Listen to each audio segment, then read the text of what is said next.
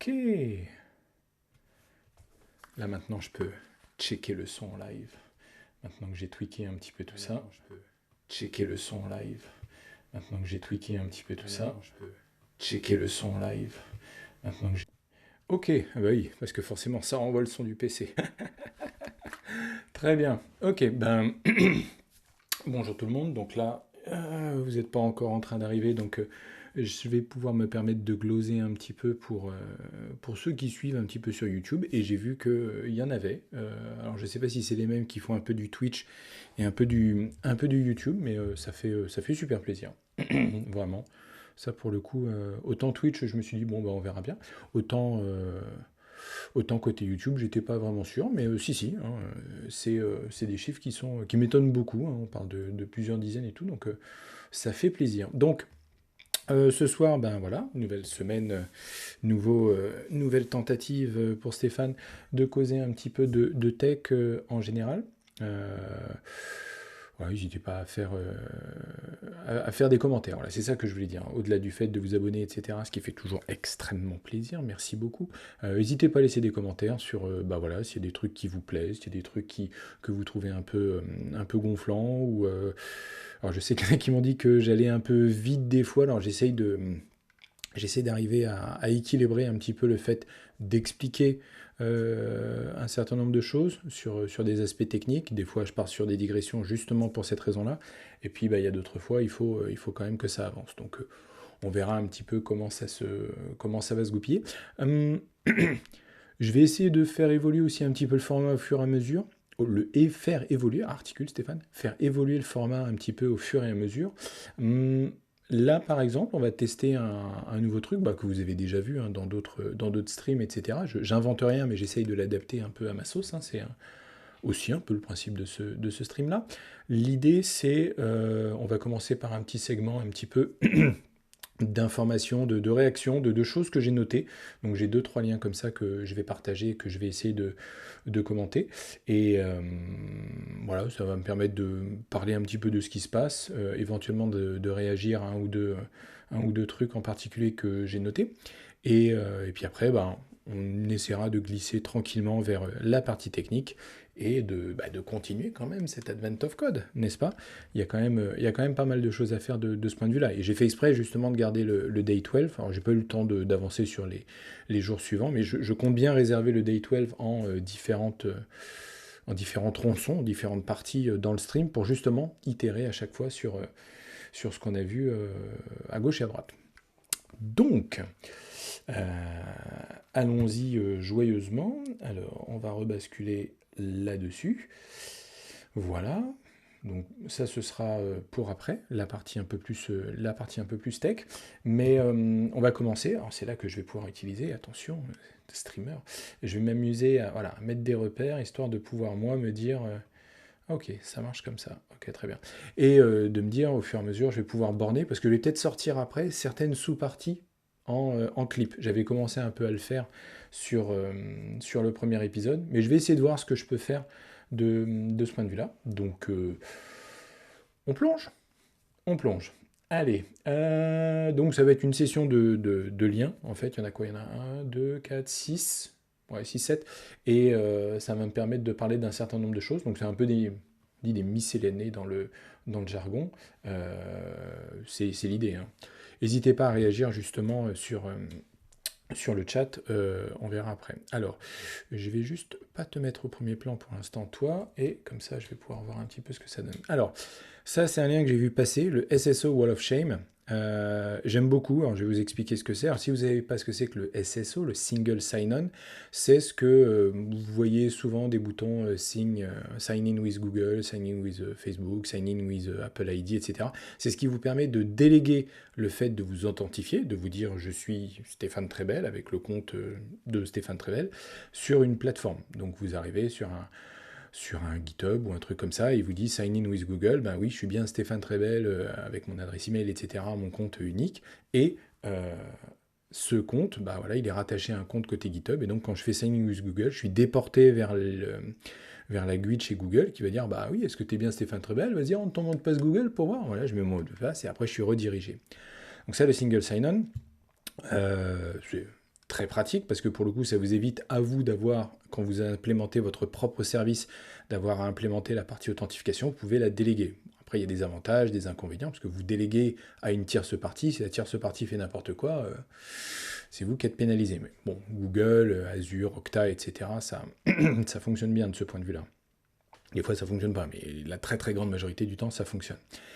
Et c'est quoi le SSO Wall of Shame? Eh bien justement, c'est une liste de tous les services qui cachent cette fonctionnalité, soit derrière un premium, donc le fait d'avoir un abonnement premium, un abonnement enterprise qui va être blindé, etc. Et donc, bah, c'est pas cool, quoi, de dire que cette fonctionnalité-là, qui devrait être soit dans le core product, soit payante, mais avec un coût qui est raisonnable par rapport à l'importance en termes de sécurité que c'est.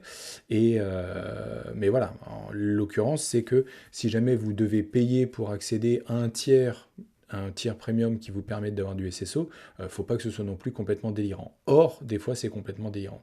Et donc, il y a la liste, donc c'est du name and chain, hein, purement et simplement, donc on retrouve certains qu'on retrouve déjà dans d'autres sujets, etc., et qui vous disent, ben voilà, le base pricing chez Adobe CC, c'est 85 $ par mois, et pour avoir le SSO, c'est un tiers qui est à 140 $, soit 66% de plus.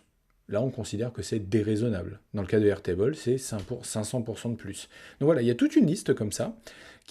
Donc on retrouve certains qui sont pas petits, hein, quand même, GitHub, Figma, Elastic. Alors j'imagine que ces entreprises-là se défendraient volontiers de ces sujets-là, et je pense que c'est une bonne chose, hein, ça alimente le débat, de se dire, est-ce que bah, c'est bien normal qu'on doive payer 1289% plus cher chez Wix pour avoir la fonctionnalité de SSO, qui est encore une fois quelque chose d'extrêmement important. Vous voyez, c'est ce genre de sujet-là. Donc je vous mettrai le lien, et bien évidemment, je garde les liens sous le coude, je mettrai ça, vous savez quoi, je vais le mettre tout de suite dans le chat, comme ça c'est fait, et je le mettrai bien évidemment dans la description YouTube après, si ça vous intéresse.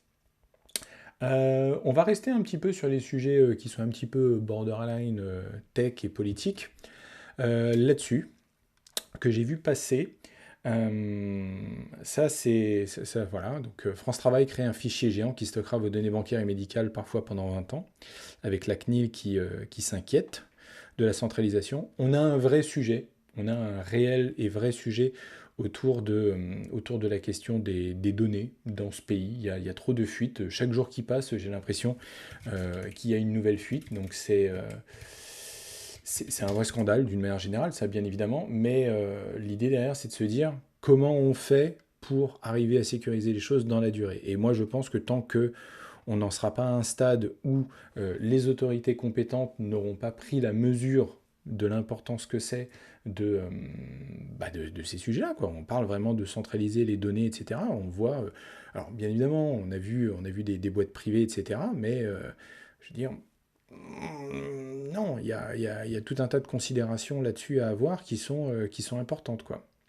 Donc ça fait partie d'un grand débat, et on ne peut pas progresser, et ça va être mon point, on ne peut pas progresser dans ce pays, hein, d'une manière générale, avec des besoins d'automatisation, de rationalisation, d'amélioration juste de l'expérience utilisateur, hein, pour éviter d'avoir des bases de données à gauche, à droite, etc., sans parler sécurité, quoi. Ça me paraît fondamental. Et ça a un coût, bien évidemment que ça a un coût. Et ce coût-là, il faut l'assumer. Donc, bien évidemment, on ne peut pas tout payer, hein, forcément, il n'y a pas « there is no such thing as a free meal », bien évidemment, mais je pense que le débat public ne peut pas faire l'impasse là-dessus, c'est trop important. Et en plus, on parle de données, alors il parle de données bancaires et médicales, il faut entrer dans le détail, qu'est-ce qui pourrait être bien problématique là-dedans, mais on le voit tous les jours, avec les gens qui se font ficher, qui se font hacker. Bon, on a beau partager les bonnes pratiques de bonne sécurité pour que les gens soient le plus prémunis de tous ces effets-là. À un moment donné, il y a bien la responsabilité des organismes en général, des entreprises, enfin de tous ceux qui gèrent des données.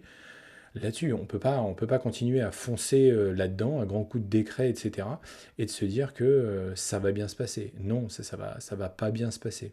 Donc au-delà de l'alarmisme il va y avoir beaucoup de données, il peut y avoir très peu de données qui sont cruciales, hein.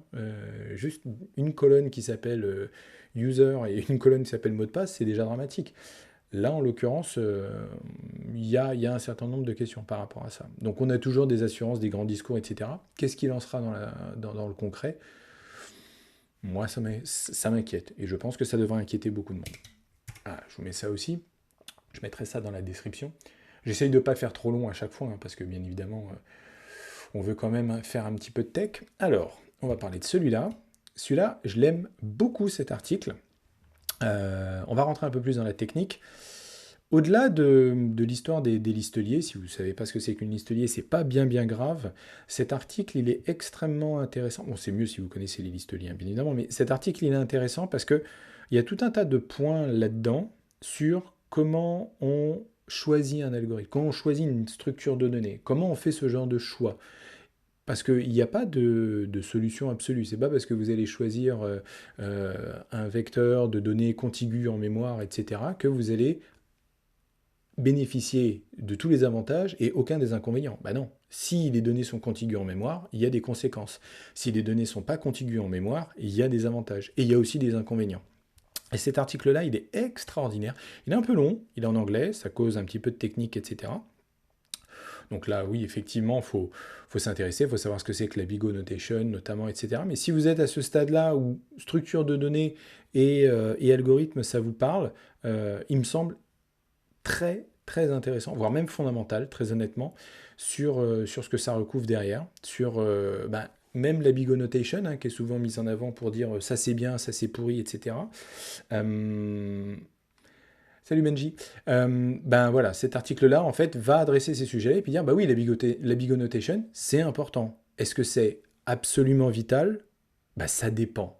Et ça, ce discours de ça dépend me paraît extrêmement sain, là aussi, de se poser des questions sur un certain nombre de sujets, de conséquences qu'ont les algorithmes en termes soit de cycle CPU, soit d'utilisation de cache CPU, soit d'accès à la mémoire, soit d'accès continu à la mémoire, soit de sérialisation des données. Voilà, tous ces critères-là sont importants et ça fait qu'il ne faut pas forcément choisir l'un ou l'autre ou le troisième en restant buté là-dessus.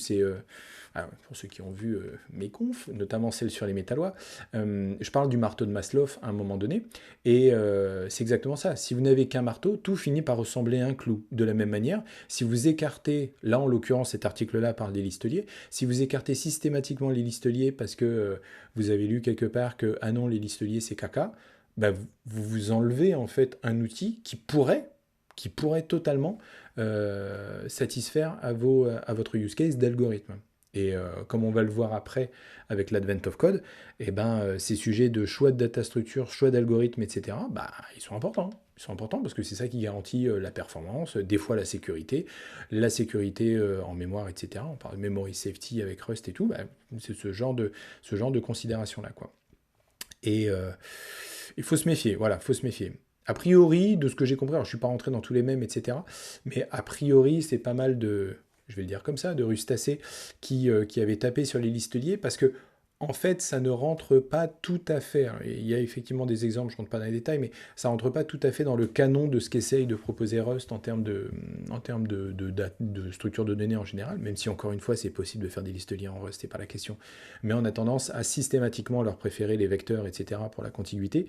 Et c'est ça qui fait que ça pervertit un petit peu la lecture, de dire parce que je fais du Rust, il ne faut pas que je fasse de listelier.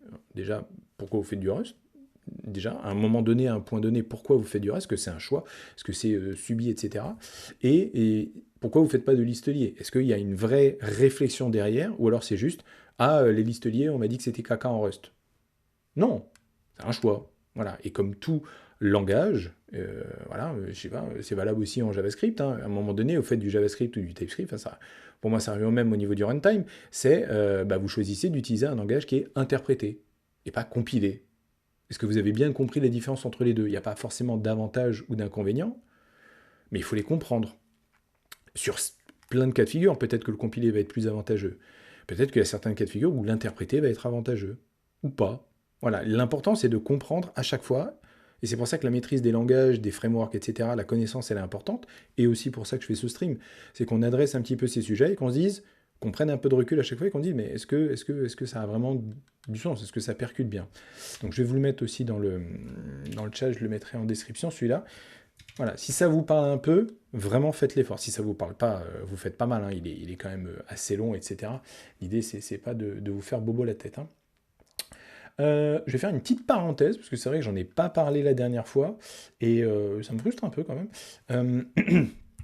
Alors, il y a les vidéos de la BDXIO, donc les confs de Bordeaux, qui sont sortis. Alors, ils sont sortis il n'y a pas longtemps. Et donc, il y a toute une playlist, etc. Donc, je vous encourage, bien évidemment, à aller non seulement vous abonner à la BDXIO, mais aussi d'aller voir ce qu'il y a comme talk qui ont été faits en cette belle année 2024. Donc ça, je vous recommande vraiment. Il y a tout un tas de confs. J'ai écrit un article LinkedIn, hein, si ça vous intéresse. Je ne mets pas le lien, de toute façon, vous le retrouverez facilement sur LinkedIn. Mais il y a plein de confs qui sont géniales. Moi, j'ai vraiment adoré tout ce que j'ai pu faire. Et, eh ben, Bibi, il a fait une conf. Donc voilà, j'ai fait une conf sur HTMX. Bon, bonjour tout le Donc monde. HTMX, si vous ne Petite connaissez pas, c'est introduction, une le temps que librairie en fait les derniers front arrivent. qui vient tailler des croupières, HTMX. notamment en termes de mèmes et de Alors, si déjà, communication sur aux qu'est-ce qu'on appelle autres même le bibliothèques front. Et j'avais développement, fait un avant de parler talk du à développement Bordeaux web, là-dessus. et Et bien de évidemment, où on va, et comme d'habitude, surtout moi, de plus que quel de est parler d'une notre librairie, même si pire j'en parle un ennemi. peu, hein, il y a un cas de démo, Et etc. pour la petite Il y info, a alors ça aussi c'est le sujet pur plaisir de personnel, qu'est-ce sachez qu'on que est en même train de cette faire côté conf front. est Est-ce sous qu'on les a vraiment auspices du bien créateur des compris ce qu'on est guillemets en train de modernes. faire côté front? Donc, bon, voilà, On il y a des était en mèmes, parce vue qu'il y a 2, même des maintenant faut mèmes, passer. etc. Il y a un Attendez-vous à ce que certain ce nombre de genre de... choses où j'essaye de bousculer les... Ah, ça fait double. Ah, je vais couper le son alors, pardon. Hop. Ouais, c'est vrai que j'ai pas encore maîtrisé les histoires de son. Merci, Benji. Voilà, donc j'essaye d'adresser un certain nombre de sujets qui tournent autour du front et qui justifient un petit peu de pourquoi on pourrait faire autrement et comment on pourrait faire autrement. Et donc, HTMX, voilà, un petit exemple, etc. En Rust, bien évidemment, donc avec du rendu côté serveur et de ce que ça peut donner, après. Donc il y a cette conf là, bien évidemment. Donc là, j'en parle parce que c'est la mienne, hein, forcément. Mais il y a tout un tas d'autres confs sur la BDX. Donc je vous recommande ça. Je vais vous mettre le lien de la playlist. Ah bah c'est exactement celui-là. Tac. Mais ça m'étonne que ça fasse double. Je pensais avoir testé, mais j'ai dû encore décocher un truc. Ça, c'est ma spécialité. Voilà. Sinon, en termes de conf, bah, je ne peux pas. Ah, non, elles avaient été. Ouais, elles avaient été mutées. Il y a deux confs qui sont intéressantes, qui ont été partagées par mon ami Denis. Une conf sur le Type-Driven API Design in Rust. Donc ça, très intéressant si vraiment là vous commencez à mettre un petit peu plus les mains dans du Rust et justement de faire du Type-Driven API Design. Ça pour le coup, ça devrait intéresser tous ceux qui ont fait au moins une fois des API REST. Donc je ne rentre pas spécialement là-dedans. Ça parle d'itérateurs, ça parle d'un tas de choses. Même si vous... Il faut s'y connaître à un poil en Rust, on va dire un petit peu la version débutante, mais ça, j'ai pas trop de soucis. Enfin, n'hésitez pas à vous y intéresser, vous verrez bien si vous accrochez, si vous accrochez pas. Donc ça, ouais, ça c'est vraiment plutôt pas mal. Donc je vais vous mettre le lien là, et puis je vous dumperai ça, pareil, sur côté YouTube, ça, il n'y a pas de souci. Et la deuxième, alors ça c'est, j'ai pas eu le temps vraiment de la regarder, je l'ai regardé en diagonale, mais ça avait l'air bien de me plaire, parce que ça adresse un sujet A qui... video game. ah, le son. Ça adresse un sujet qui m'intéresse beaucoup et sur lequel j'aimerais beaucoup m'investir là en 2025, j'avais commencé en 2024, c'est le développement de jeux vidéo en Rust. Donc ça, voilà. Donc, et là, on est sur du pur Rust, on n'est pas sur les frameworks comme on a pu le voir, notamment côté Bevy et tout ça. Du moins pas que je sache de ce que j'ai vu en diagonale. Mais là aussi, voilà, sur un cas très concret, sur comment ça marche une boucle de rendu, etc. Donc plein de bonnes choses. Et de toute façon, toutes les confs de la RustConf que j'ai pu voir, j'en ai pas vu non plus des masses, mais à chaque fois, ouais, il y a des choses vraiment très intéressantes là-dessus. Donc ouais, donc ça, je vous mets ça aussi. Hein, ça permet de dumper un peu. Tac, comme ça, vous retrouverez vos petits bébés. Voilà, j'ai pas fait trop long, 20 minutes, ouais. L'idée, c'est ouais, voilà, c'est j'innove. Voilà. L'idée, c'est de ça, c'est de faire pas forcément un React complet comme il pourrait y en avoir sur les différents articles, etc. Mais j'essaierai comme ça de voir s'il y a deux, trois trucs qui restent. Ah ben non, il en reste un, pardon, il en reste un. Je garde le meilleur pour la fin, comme ça fera une transition. C'est toujours sur du Rust, hein, on va dire que c'est un petit peu mon obsession du moment. Et c'est Loco. Loco.rs, j'aime beaucoup, en fait c'est la tagline, hein, qui m'a accroché à la base, donc comme quoi le marketing ça marche. It's like Ruby on Rails but for Rust. Et ça c'est très intéressant parce que au-delà du fait de, je vais voir s'il faut que, ouais voilà, au-delà du fait de parler de Rust en termes de langage, il est toujours important de replacer un langage dans les écosystèmes qui les entourent. Donc pas forcément les frameworks, les librairies, etc., mais vraiment la partie écosystème et surtout les écosystèmes applicatifs. C'est-à-dire qu'est-ce qu'on veut faire avec ce genre de langage. Et justement, des initiatives comme Loco, ça permet d'adresser un sujet tout bête, à savoir comment on fait une application web à la Ruby on Rails, donc Rust on Rails, on va dire ça, avec du Rust. C'est super intéressant. Il y a plein d'autres frameworks, Axom, Actix, etc., qui font ça. J'ai l'impression que Loco essaye d'aller plus loin dans le fait de faire la génération de code pour dire, voilà, à partir d'un truc de scaffolding, hein, il y a un exemple très simple là-dessus, donc Loco, machin, voilà, voilà, generate, scaffold, enfin des trucs qu'on retrouve, hein, pour ceux qui ont fait voilà, de la génération avec les schématiques côté Angular ou d'autres. L'idée, c'est d'avoir la même flexibilité en Rust sur ces applications-là. Et donc, vous avez les migrations de bases de données, vous avez les contrôleurs qui sont gérés, les modèles, etc. Et donc, ça vous permet d'avoir vos API et tout. Donc plutôt cool. J'ai pas eu l'occasion de tester encore. Mais voilà, ne serait-ce que l'initiative me plaît, parce que c'est quand même un sujet, pour ceux qui ont suivi un petit peu Ruby on Rails, hein, notamment, qui a été créé par DHH, mais qui a plein de contributeurs. Ça existe depuis une bonne dizaine d'années, quinzaine d'années, enfin facile déjà, et ça a beaucoup itéré. Et donc avec tout un tas de choses qui ont été rajoutées derrière. Donc il faut arriver à se maintenir avec le langage d'un côté, et puis avec tout ce que ça implique en termes applicatifs de l'autre. Donc de faire des choix architecturaux qui vont devoir durer. Mais voilà, intéressé. Donc pour le coup, je vais mettre juste le lien. Donc voilà, je vous donne peu ça aussi. L'idée c'est d'alimenter le débat. Si vous avez l'occasion de tester en faisant du Rust, mais très à la mode début 2010. Ouais, voilà, c'est ça. Donc j'avais la quinzaine d'années en tête, mais oui, ça date de plus longtemps, et j'en ai entendu parler il y a une quinzaine d'années. Donc, et il y en a encore beaucoup aujourd'hui. Ouais, mais c'est comme tout, en fait.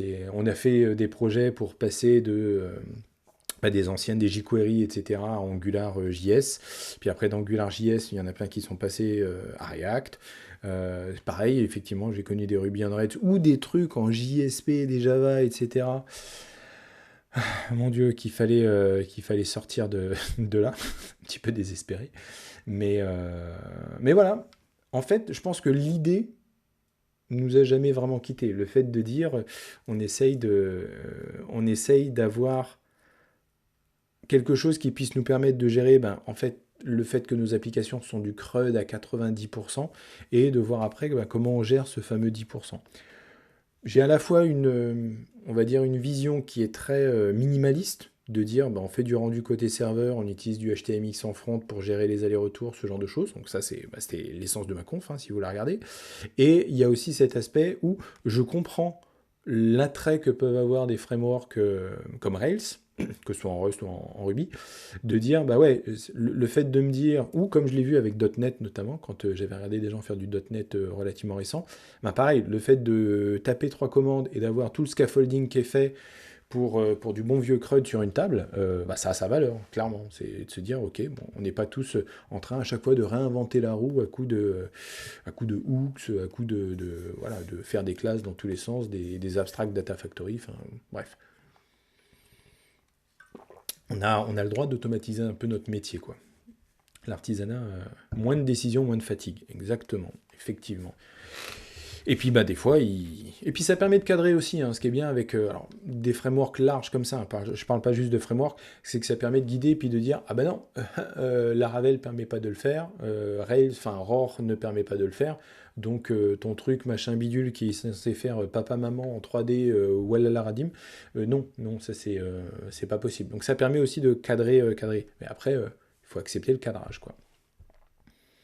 Bon, allez. On va se mettre une petite marque. Je sais pas, ça fait une coche. J'ai trop hâte de tester après derrière en termes de montage. Ça va être trop drôle. Et on va revenir à notre Advent of Code, 20h25. Bon, ça laisse grosso modo 1 heure. Donc ça, c'est plutôt pas mal. N'hésitez pas à me dire hein, dans les commentaires tout ça si ça vous plaît, ce petit segment, si vous voulez que je fasse différemment, si vous avez des idées, moi je prends. Encore une fois, l'idée c'est d'innover. Hein. Alors, on en revient à notre Advent of Code. On va quand même faire un petit peu de code. Il ne fait pas faire un stream de tech si c'est juste pour en causer. L'idée, c'est d'en faire. Alors, on en était à quoi? On en était donc à nos petits carrés potagers.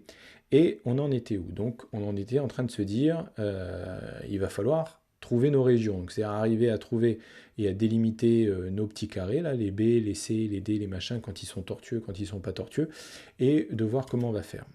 Et... où qu'il est, il est là-bas. Hop là. Et l'idée, là où on était, donc CD Day... non, 2024, parce qu'on est toujours en 2024, Day 12 part 1, parce qu'on n'est toujours pas avancé, on va y arriver un jour, mais... Voilà, et on en était toujours à la même histoire, à savoir que...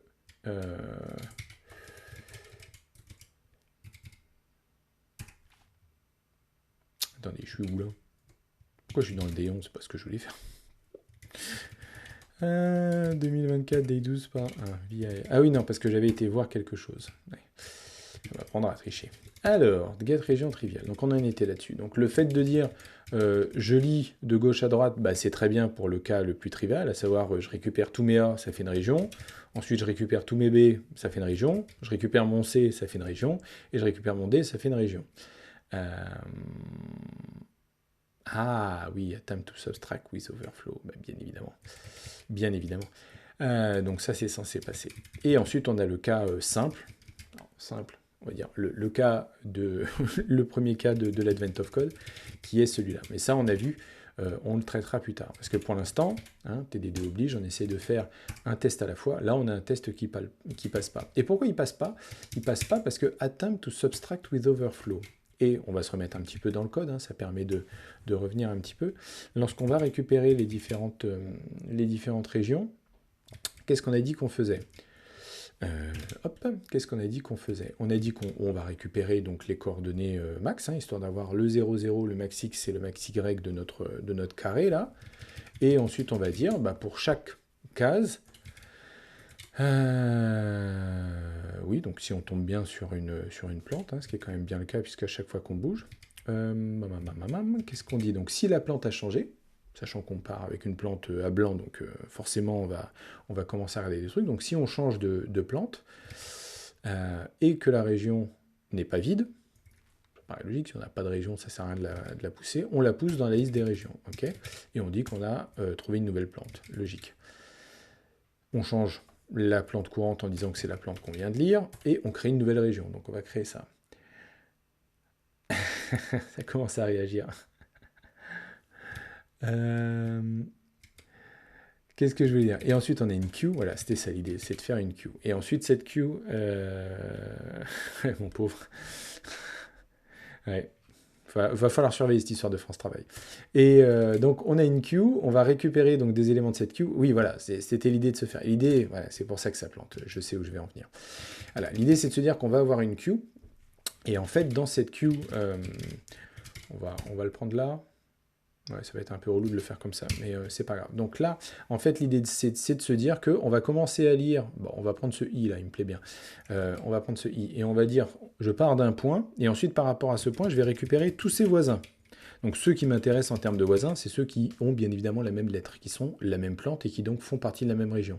Et donc ce voisin, bah, on va le rajouter à la région, hein, c'est logique, et ensuite ce voisin aussi, il va falloir l'analyser. Et donc on va analyser les voisins de ce voisin, en évitant de revenir sur la case du dessus, parce que sinon, on va faire une boucle infinie. Donc ça, on va s'en occuper. Et l'idée, c'est de se dire que bah, ce voisin, on va l'ajouter, Ce voisin, on va l'ajouter. Ça, non. Et ça, non. Parce que celui-là, on l'a déjà vu. Et celui-là, c'est un Z. Donc, on s'en fout.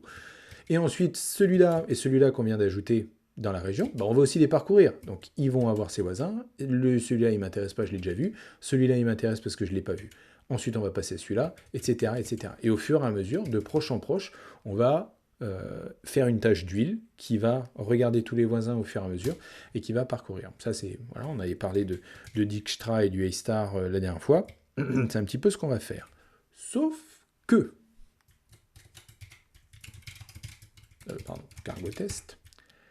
Attempt to subtract with overflow. Qu'est-ce que j'ai donc qui est pas bien?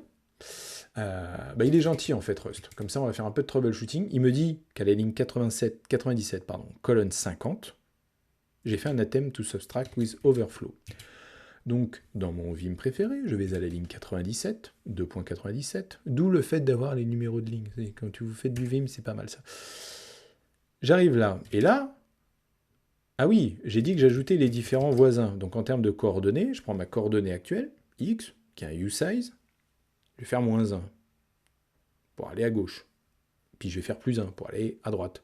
Puis je vais faire y-1 pour aller en haut, y+1 pour aller en bas. Sauf qu'il y a un truc. Mais pourquoi j'ai fait ça? Il y a un truc. C'est que x est un usize. Usize, c'est unsigned integer par rapport à la taille de l'architecture. C'est du U64, puisque je suis une architecture 64, comme j'imagine tout le monde, à moins que vous ayez des ARM, etc. En tout cas, c'est du 64 bits. Mais c'est de l'unsigned, c'est-à-dire qu'il n'a pas le droit d'être négatif. Voilà, donc quand j'ai défini le type coord, j'ai fait une bêtise. Hein, comme c'est bien de s'en rendre compte, parce que là on se dit, ah mais oui, parce que quand j'arrive au bord de la map, c'est tout bête, hein, mais c'est le genre de truc, tant que vous ne l'avez pas vu, quand j'arrive au bord de la map, là, je vais prendre ce cas, là, quand j'arrive là, et que je vais aller -1, bah oui, je vais essayer d'aller -1, et ça va pas du tout d'aller -1, donc ça va pas du tout de pouvoir se dire que on ne peut pas aller à -1, parce que j'aimerais bien essayer d'aller à -1, et puis que le truc me bise, bah non, non, il n'y a pas de somme plante à cet endroit-là, c'est non, on va utiliser la sécurité et les types de Rust, donc notamment le type option, par rapport à ça. Donc mes coords, là, ça ne doit pas être du usize, e-size, il me faut du signed. Signed, c'est i. Donc là, forcément, hein, comme à chaque fois qu'on change un type, ça se met à péter un câble. Là, qu'est-ce qu'il me dit? Bah oui, un vecteur, hein, de 0 à... un vecteur en Rust, il doit être indexé par de l'unsigned. On ne peut pas avoir un indice -1, -2, -3, on ne peut pas faire des trucs très rock'n'roll comme à JavaScript, mais bon, c'est pas grave. On peut lui dire tout bêtement, je fais du as usize, du bon vieux cast à l'ancienne, donc là... Il y a d'autres manières de faire éventuellement. Là, je montre là uniquement pour passer les messages d'erreur et qu'on avance. Hein. Vous aurez compris qu'on essaye de faire didactique. De la même manière, ma méthode map... Ah non, c'est mes x, oui.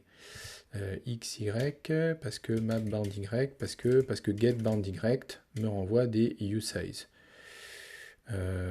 Oui, parce que get bound y renvoie des usize, c'est normal. Le max x et le max y, eux, ils sont signés. Ouais, le truc... Oui, alors, ça gêne que pour map? Non, ça gêne pour le reste? Oh, j'hésite. Je vais être feignant. Je vais être feignant pour l'instant. On verra après si je le regrette. Il se trouve que j'ai remarqué avec Rust que quand on est feignant, on le regrette vite. Vous voyez, match he sounds fine usize. Et oui, parce que j'utilise la longueur. Bon, on va être feignant pour l'instant.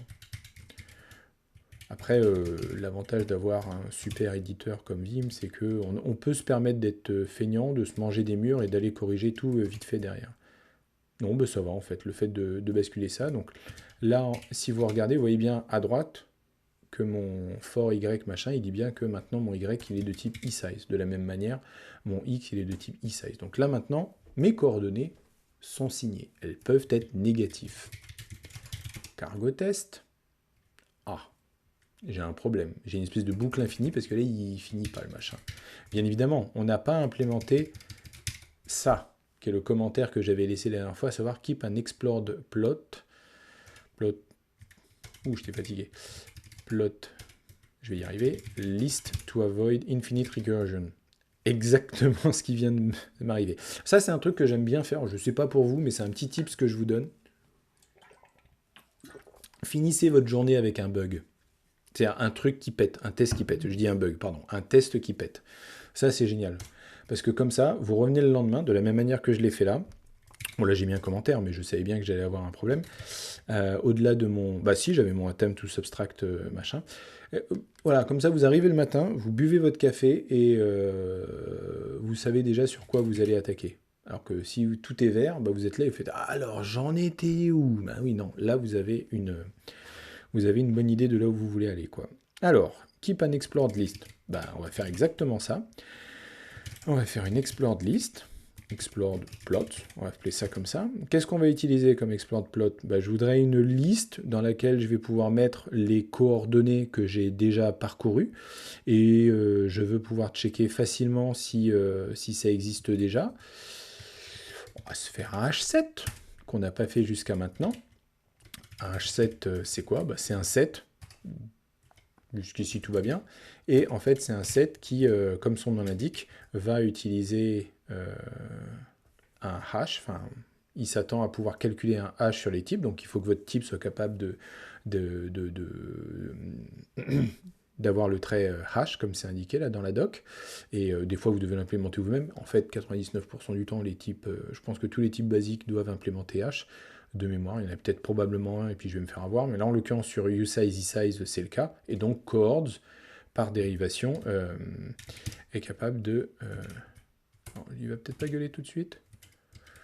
Non, il le fait tout seul, ça, il n'y a pas de souci. Ok, donc H7. Et donc, on va mettre quoi là-dedans? Bah, on va mettre ce qu'on y met dedans. Là, on a dit qu'à la base, on y mettait dans notre queue des... notre point de départ de notre queue à parcourir, bah, c'est XY. On va faire littéralement la même chose pour les explored plots. On va pas faire un new, on va faire un from. Oui, on va faire un from. Est-ce que ça marche directement comme ça? HS. Size, trait implémentation, machin. Alors peut-être pas un from iter, pardon. Ah oui, non, parce que je l'ai fait avec un vec DQ. Donc oui, là, ça va peut-être être un from iter. Voilà. Parce qu'il a besoin d'un itérateur et donc il va avoir besoin du vecteur pour le transformer en itérateur. En gros, c'est magique. Je lui passe juste une liste avec mon XY dedans. Il sait que c'est un coord et donc il va mettre ça dans le set. Donc dans mon explored plot, je l'ai. Donc l'idée là maintenant, c'est de se dire comment je fais pour utiliser ma liste explorée. Ok, donc je récupère un élément, je ne vais pas pointer mon écran, c'est rien. Je prends un élément de ma queue, donc là ça va être, je vais regarder ça, et puis je vais regarder ses voisins. Donc si j'ai bien un truc à cet endroit-là, dans la queue, parce que si j'ai mis une coordonnée négative, pas vraiment d'intérêt. Donc si j'ai mis une plante à ce moment-là, je vais aller voir ses voisins. Donc là l'idée c'est de se dire que dans ma queue, je vais aller chercher les trucs qui m'intéressent. De la même manière, l'élément que je viens de lire, je l'ai parcouru. Donc oui, parce qu'effectivement il faut que ce soit la même plante que la plante courante. On ne va pas commencer à mettre des trucs alors. Donc on va explored plots. Oui, je vois déjà un problème, mais bon, c'est pas grave, on le verra. Ma plante temporaire. Ok, donc je l'ai exploré quand même. Qu'est-ce qu'il y veut? Ah oui, pardon, non, c'est coord. Oui, c'est ça que je sors de... Pardon, ok. Donc je mets ça dans ma liste des carrés potagers là, qui a déjà été visité. J'ajoute donc le carré potager courant à ma région. Et puis bah, j'y vais lui mettre les voisins. Donc j'ajoute à la fin de ma queue les coordonnées de... Pourquoi ça serait X? Non, là, il faut se balader, puisqu'on récupère un coord. Donc là, on va utiliser le pouvoir de l'amour, à savoir coords plus 0, qui va être mon X. Pourquoi j'ai... Ah oui, j'ai pas spread, parce que... Ouais, bon, on va faire comme ça. C'est pas grave. Et je vais faire la même chose pour le Y, et de dire que je veux le deuxième élément du tuple. Voilà. Donc, pour chaque... On recommence. Je vais prendre ça. Donc, pour chaque coordonnée qu'on sort de notre queue, on a une plante, normalement, sur la map. Si cette plante, c'est la même plante que la région qu'on est en train de construire, ben donc on ajoute la coordonnée actuelle, le point actuel dans la région, et on dit qu'on l'a visité, pour éviter de le revisiter derrière et de se taper la boucle infinie. Et puis ben, j'ai pas contrôlé.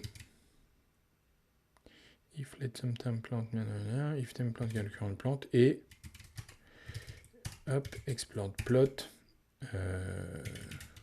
contain, je vais mettre un note derrière. Chords B, oui, pardon, il faut une référence ici parce que c'est pas, on n'est pas chez mamie, et un note ici. Voilà. Si on est bien sur la même plante et qu'on ne l'a pas déjà exploré ce truc-là, on l'insère dans les trucs qu'on a explorés, on l'ajoute à la région et on ajoute ses voisins. Et ensuite, avec la boucle while, on va dépiler au fur et à mesure tous les éléments. Est-ce que ça déjà, ça nous sauve de la boucle? Ok, donc on n'est plus dans une boucle infinie, ça c'est plutôt pas mal. Qu'est-ce que j'ai? One passed, one failed. Ok, donc on est toujours sur notre cas un petit peu trivial. Et donc, je vais aller dans mon test. Il y a un truc que j'avais dit qui n'allait pas. Je regarde en même temps, hein, parce que... Et donc, la queue se termine quand on n'a plus rien à lire. Si on sort de la map à chaque fois ou qu'on tombe sur des plantes qui sont pas les plantes qui nous intéressent, bah, donc c'est pas dans la région. Donc, au fur et à mesure, la queue, elle s'épuise. Je m'étais amusé des fois à afficher la queue et tout. Sur des cas élémentaires, c'est assez fun parce que ça permet visuellement de voir où il va. Alors, donc, on est bien sur notre get région triviale qui est censée quand même continuer à fonctionner. Et donc là, on s'attendait à quoi? On s'attendait à avoir 0, 0, 1, 0, 2, 0, 3, 0. Donc a priori, il manque 0, 0. Ok. Il manque 0, 1, 1, 1, 2, 1, 3, 1. Oui, parce qu'on a A, B, C et D. Ah, mais je ne suis pas passé à la plante d'après. Donc déjà, il manque un des A, le premier des A. Et ensuite, je ne suis pas passé à B et je ne suis pas passé... Il a identifié que 1, 1 après. Sacré bazar. Ok.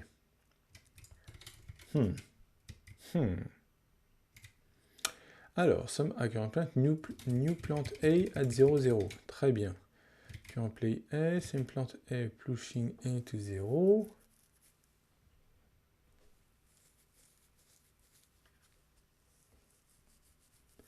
New plant A at 0, 0. Ah oui, le truc, c'est que après, je fais ma queue, mais bonjour, Cackbrown 1, 2, 3. Alors, pour accrocher les wagons, je suis sur le day 12 de l'Advent of Code. Toujours. En train d'essayer de comprendre, et puis je pense que je vais rajouter quelques println, histoire de voir un petit peu ce que ça se passe. Donc, on dit qu'on fait une nouvelle région. Ouais, ok. Bon, après se posera un certain nombre de questions, mais bon, pourquoi pas. Alors, on est sur avec des queues. Ok, gna gna gna. Donc, on part bien de notre point d'origine, etc. J'ai bien ma liste des explored plots. Ok, j'essaye de faire ma région. Ah, mais je ne l'ai pas ajouté à la région. Oui, je suis censé la rajouter à la région parce que je la pop et que c'est une coordonnée. Ah mais non, je ne l'ai pas exploré. Ouais, en fait non, il vaut mieux faire un hnew parce que je ne l'ai pas exploré la première. Donc forcément, elle n'est pas ajoutée. Je ne comprenais pas pourquoi elle n'était pas ajoutée, mais... pardon. Voilà, donc là j'ai bien à gauche. Donc là à gauche, le left, c'est ce que ma fonction elle génère. Donc j'ai bien un 0, 0, 1, 0, 2, 0, 3, 0. Donc mes 4 A. Là où c'est pas bon, ah, il en a rajouté. Il a rajouté à nouveau 1, 0, 2, 0, 3, 0, parce qu'il a dû les revoir derrière. Donc à mon avis, mon 7, et j'ai un souci avec ça. Et derrière, derrière limite, ça m'intéresse moins. 0, 1, bah oui, en fait non, c'est pas mal, parce qu'il y a 0, 1, 1, 1 et 1, 1. Donc j'ai des trucs qui sont en double. Pourquoi c'est en double alors qu'il l'aurait vu? C'est une bonne question qu'on va creuser. Par contre, j'ai bien mon C et j'ai bien mon D de chaque côté. Donc en fait, je ne suis pas très très loin de pouvoir résoudre le cas simple. Et je pense que à partir du moment où on a réglé le cas, pardon, trivial, à partir du moment où on a réglé le cas trivial, le cas simple devrait tomber. Alors pourquoi je pourrais avoir des valeurs en double? Parce que j'ai bien mon explored plot où j'insère mes coordonnées. Il y a un truc que j'ai pas vu. Parce que même si j'ajoute dans la queue des choses que j'ai déjà vues, hein, ce qui est un petit peu l'intérêt du bazar, Déjà, j'ai pas fait un carré. J'ai pas respecté la même structure. Je vais padder. Ah ouais, mais si je pad, ça va pas le faire. On va faire autre chose. On va faire autrement. Parce qu'il s'attend à des carrés quand même, mon code. Donc, on va faire un truc simple. On va juste faire A, B et C. Je triche un peu. Mais de toute façon, on aura le cas simple pour nous casser la bouche. 0, 0, 1, 0. Il va y avoir 0, 1 qui va être tout seul. Il va y avoir 1, 1 qui va être tout seul. Voilà. Est-ce que avec ça... Non, bon bah oui, si déjà ça marche pas, ça sert à rien que je transpire. 0, 0, 1, 0, 1, 0. Donc on a bien effectivement un cas. Ah bah c'est bien, c'est encore mieux ça, puisque là on a vraiment un seul truc qui nous peine. Alors, pourquoi il nous peine? Not explored plots contains et chord. Pourtant, je l'insère bien à chaque fois et je fais un contains. Donc, normalement, il ne devrait pas repasser une deuxième fois. Template, machin. Et ben, on va pas se prendre la tête. On va faire un dbg de explored plots pour voir ce qu'il y a là-dedans, parce que je comprends pas comment il peut m'en vouloir. On va même se le mettre en grand.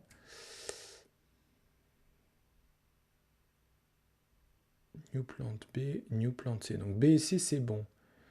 Alors, explored plot 0, 0. Donc ça, c'est normal. Avec un plate A, same plant A, pushing to région 0, 0, 1, 0. Ah oui, ok. Bien sûr. C'est pas de la faute de ce code-là. C'est la faute du code au-dessus.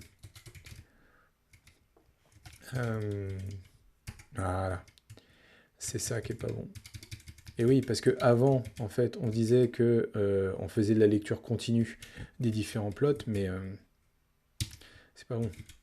Ok. Donc maintenant, si je fais ça, je vois déjà ce que ça va poser comme problème quand on aura... Voilà, là c'est bon. Et oui, parce qu'on était passé d'un code où... oula, c'est le bazar, où est-ce que je suis on est passé d'un code où on parcourait pour toutes les lignes et pour tous les X. Ça me sert à rien, ça. Pour tous les Y et tous les X, on parcourait et puis on ajoutait, sauf qu'on n'est plus dans une gestion scan comme ça. Là, maintenant, on va parcourir chaque plot, et chaque plot, on va se dire, voilà, je garde une connaissance de ça. Et là, je me rends compte d'un truc, c'est que qu'est-ce qui va se passer quand je vais tomber sur une autre plante après? Ça va pas être drôle, parce que lui, en fait, il va commencer à se dire, ok, j'ai... alors non, pas celui-là, voilà. Ok, j'ai une nouvelle région, etc. Je vais m'amuser, sauf que, comme on l'a vu plus haut, là, on lit du A, on lit du B, on lit du C. Qu'est-ce qui va se passer après quand on va être sur le cas simple? Hop, simple. Donc là, on va complexifier un peu les choses. Donc là, c'était le cas... J'aime pas quand ça fait ça. C'est moi qui dois faire une bêtise quand je mets en commentaire. Là, on a un cas un peu plus compliqué. Où on a... C'est toujours pas un carré, Stéphane. On va faire un carré de 3 par 3. Allez. On va essayer de voir si on est un peu plus complexe, ça nous va. Et puis on va... Ouais, ça me paraît pas mal comme test. Parce que pour le coup, on a la verticalité du B qui va être intéressant de tester. Et puis la verticalité du C aussi. Donc les A, c'est quoi? C'est 0, 0, 1, 0, 2, 0. Jusqu'ici, tout va bien. Les B, ça va être... Donc là, pour le coup, il y en a 4 des B. Ça va être intéressant. Donc on a bien 0, 1, première ligne. 1, 1, donc toujours première ligne. 0, 2, donc la deuxième ligne. Et 1, 2, la deuxième ligne. Donc on a bien ces 4-là. Et sur les C, on en a 2, à savoir 0, 1, 2 sur la première ligne. Donc 2, 1, 2, 2 sur la deuxième ligne, voilà, et c'est le 3, c'est celui-là qui n'existe plus, que j'ai viré, et le D n'existe plus aussi, voilà. Donc là, si je fais ça, et là, ça marche pas. Oh, c'est ballot. C'est ballot pourquoi? Parce que on a bien donc nos A, 0, 0, 1, 0, 2, 0, jusqu'ici tout va bien. Nos B, 0, 1, 1, 1, 0, 2, 1, 2. C'est bon. Ensuite, on a bien 2, 1, 2, 2 pour notre C. Et là, il se trouve que je renvoie encore autre chose, à savoir un 0, 2, 1, 2, 0, 1, 1. Et je renvoie encore un 2, 2 et un 2, 1. Ce qui ressemble à B, en fait. Hein. Si vous regardez 0, 1, 1, 1, 0, 2, 1, 2, 0, 2, 1, 1, 0, 2, 1, 2.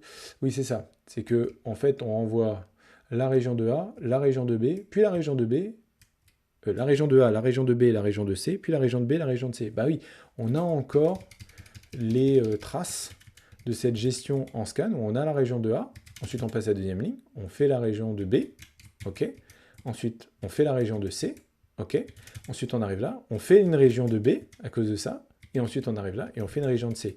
Donc la lecture scan de dire comment je passe d'une plante à une autre, ça ne marche pas.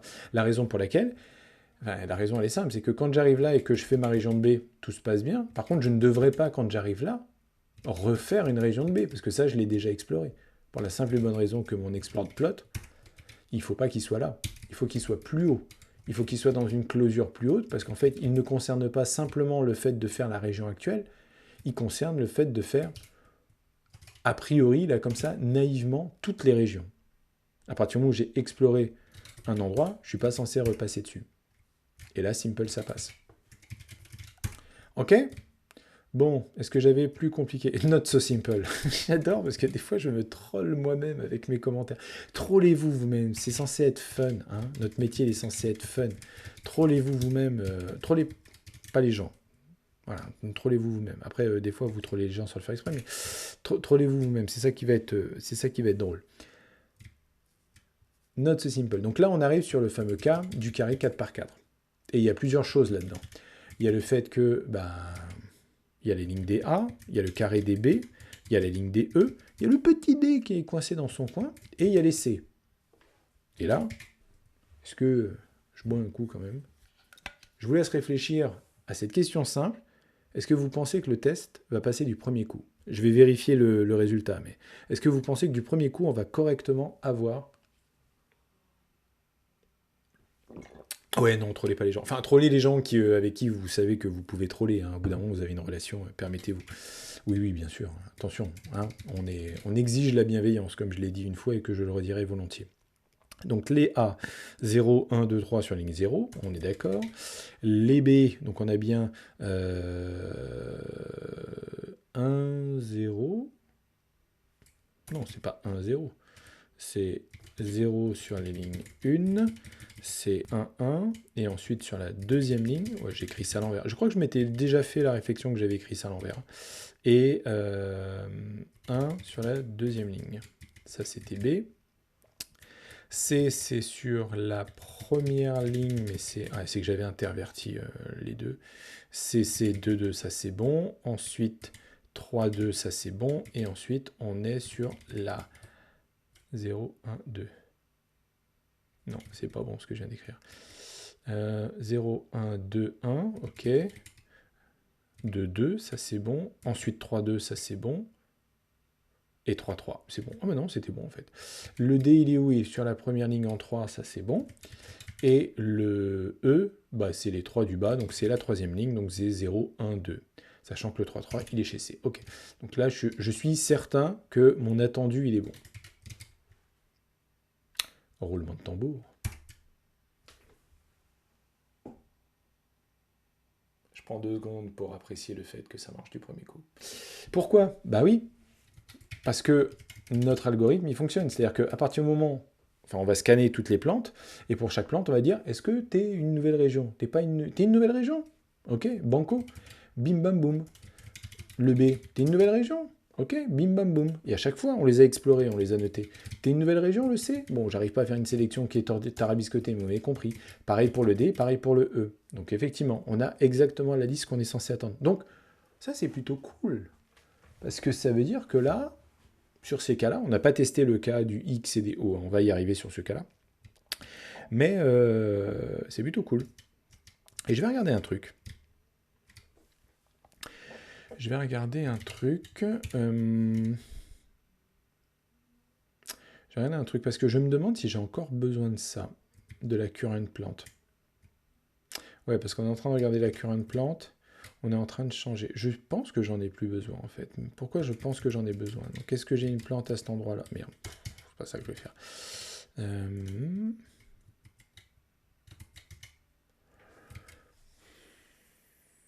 Ouais.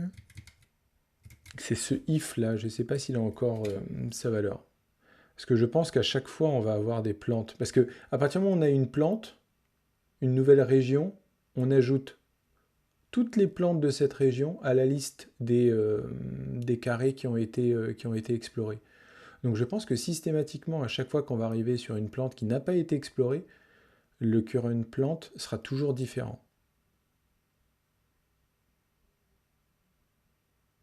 Je pense que ça n'a pas d'intérêt. Le current region is empty. Je pense qu'il n'a pas d'intérêt. Ça va jusqu'où ça? Ça va là. Il n'y a pas de else. Je vais essayer. Ivre, il supprime des accolades. Ça change quelque chose? Ça change rien. C'est bien ce que je pensais en fait. C'est que notre scan qu'on avait avant qui nécessitait le current plant, maintenant il est plus utile. Autre question, est-ce que ça sert encore à quelque chose? Est-ce qu'on avait des régions empty? Oui, parce qu'avant on sauvegardait la région en cours et qu'on avait un region new. J'aime bien des fois faire ça. Ça sert plus à rien. Le current plant qu'on avait avant sur lequel on a fait des trucs, etc. et qui se trouve là. Oui, parce que là, toute nouvelle plante est un current plant. Mais en fait, le current plant est utilisé qu'à un seul endroit, à part mon println un peu pourri là, qui me sert plus vraiment en fait, puisque je ne les regarde pas, donc on va les virer. Le DBG aussi, il me sert à rien, je le remettrai s'il faut. Là, je pense que je peux rester uniquement avec mon plante là, ce qui fait que je peux virer ça, je peux virer ça. Est-ce que je peux exagérer à ce point-là? Ah! Non, je pense que j'en ai besoin. Ah, c'est qu'il me fait plus rien en fait derrière. Ok. Ok. On verra. SCU. Pourquoi il m'alerte lui? Value assigned to current plant is never read. Maybe it is overwritten before being read. Ah oui, en fait, c'est tout simplement que j'ai plus besoin. Voilà, c'est ça qui me travaillait. J'ai plus besoin de l'avoir tout là-haut, je peux la garder dans cette closure-là. Value doesn't need to be mutable. Vous avez vu ça? Il se rend compte que ça n'a pas besoin d'être mutable. Est-ce que ça pète mon test? Ça pète mon test. On va peut-être se calmer là par contre. Ah oui. Eh oui, parce que j'en ai besoin là-bas. Ouais. J'ai pas pété. Si, j'ai pété définitivement. Oh. Hop.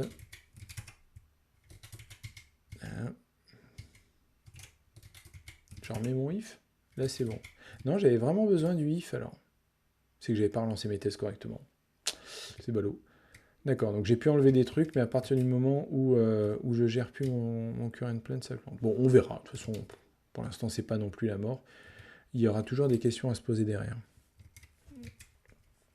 Ça, c'est... Il y a encore un intérêt à ça, parce que pour le coup, je l'ai viré de l'autre côté. Ah oui, c'est ça, c'est qu'on a besoin quand même du... Ah bah oui, le dernier, forcément. La dernière région, on a besoin de la rajouter. On l'avait déjà vu, ça. On l'avait déjà vu. Je vais pas non plus faire de la régression. Donc, on est dans une situation stable. C'est le moment où je commit en général. C'est vrai que je pourrais committer. Hein. Alors, j'ai un alias, comme d'habitude. Hein. Stéphane et CZH. J'ai un git commit now, qui tout simplement fait un git commit --all avec le message. Donc ça, hein, les alias, c'est la vie. Servez-vous-en. Voilà, j'ai créé un commit. Je fais ça beaucoup parce que ce qui me plaît en fait derrière, c'est de faire un git rebase -i, je pourrais être 3, et puis après d'aller travailler. Mais on va pas faire du git rebase. Pardon. Ouais. On va pas faire du git rebase maintenant. C'est pas l'intérêt. On était sur nos régions là, on avance bien là. Donc, cargo test. On est capable de parser ça. Est-ce qu'on peut parser plus compliqué maintenant? Ah, on l'a pas fait le test. Ok, hop, et on va faire le test maintenant.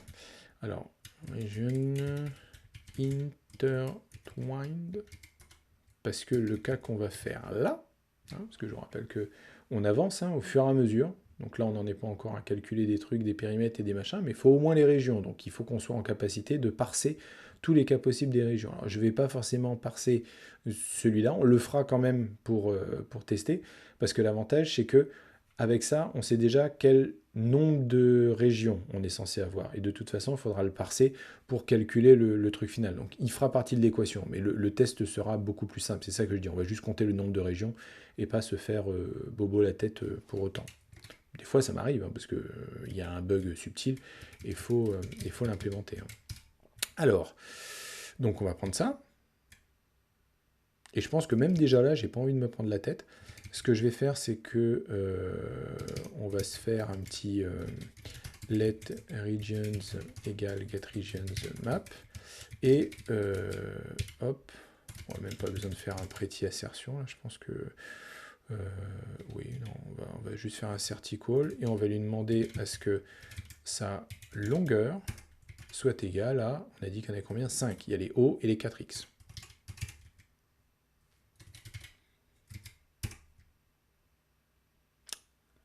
J'aime bien quand ça plante, moi, d'abord, avant que ça passe. Donc 4, il n'a pas aimé. Donc en fait, l'avantage, c'est que quand il plante, les println et les debugs s'affichent. Quand ça passe, en fait, il les affiche pas. Ça a tendance un peu à me gêner, mais quand vous commencez à avoir beaucoup de tests, c'est un truc que vous appréciez. Donc là, en l'occurrence, je voudrais juste m'assurer qu'il a bien fonctionné.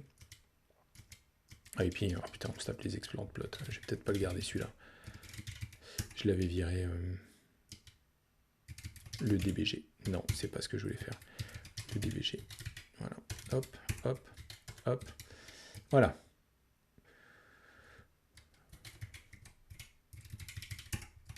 Alors, qu'est-ce qu'on a? Sum O, current plant rien. Ok, donc new plant O, find at O. Et là, on voit sum O, current plant O, nanana, sum X, current plant O. Donc new plant at X, sum O, current plant. Ah oui, c'est que à chaque fois, le sum O, oui, on ne voit pas l'exploration. Je vais peut-être le faire. C'est pas très joli comme présentation là. NE, en fait, il en manque un. Ouais, quand on ajoute là. Ça, c'est pas mal. On va faire added coords up to region.